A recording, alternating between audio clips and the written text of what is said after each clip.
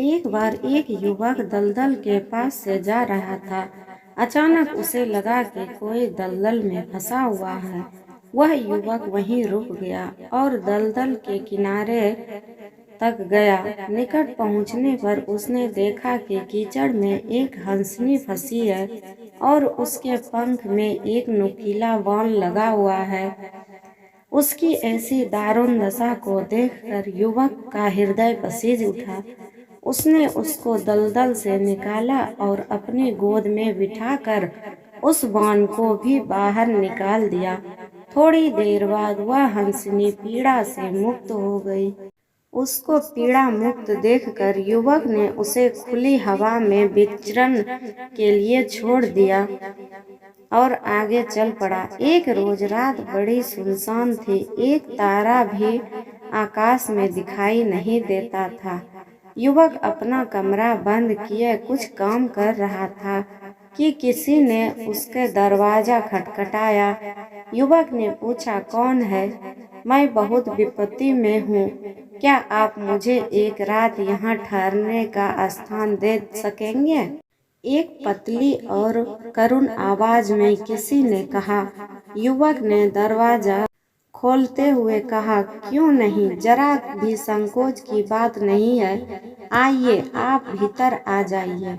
युवक के सामने एक बहुत ही सुंदर युवती खड़ी थी। युवक उसे देखकर हतप्रभ रह गया।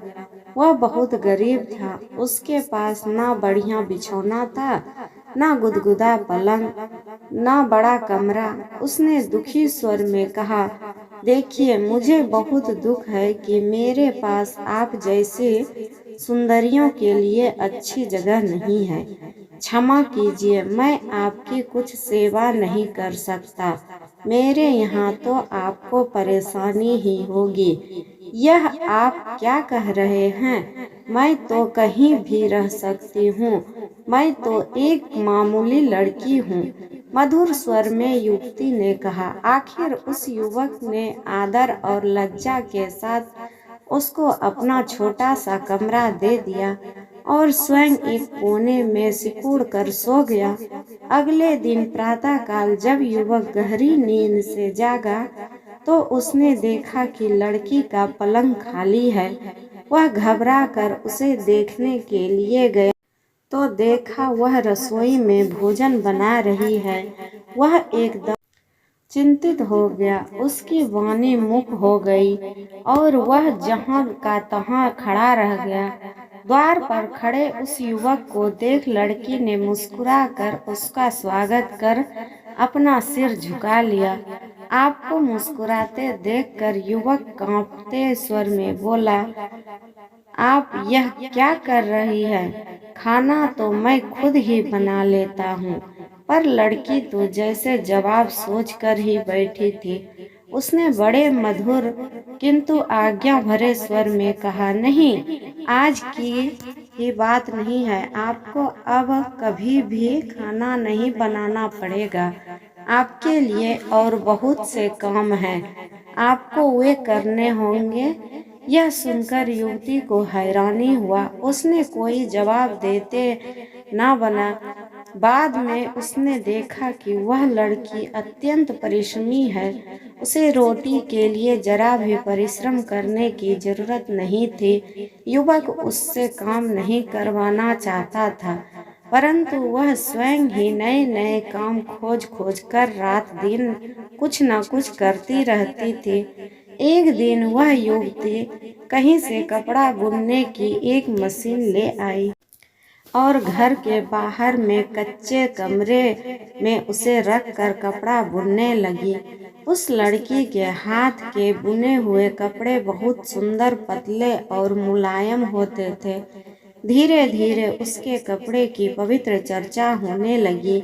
यहाँ तक कि लोगों ने यह यकीन फैलने लगा कि यह किसी स्वर्ग की परी के बनाए हुए हैं, क्योंकि और कोई इतने सुंदर कपड़े बना ही नहीं सकता था।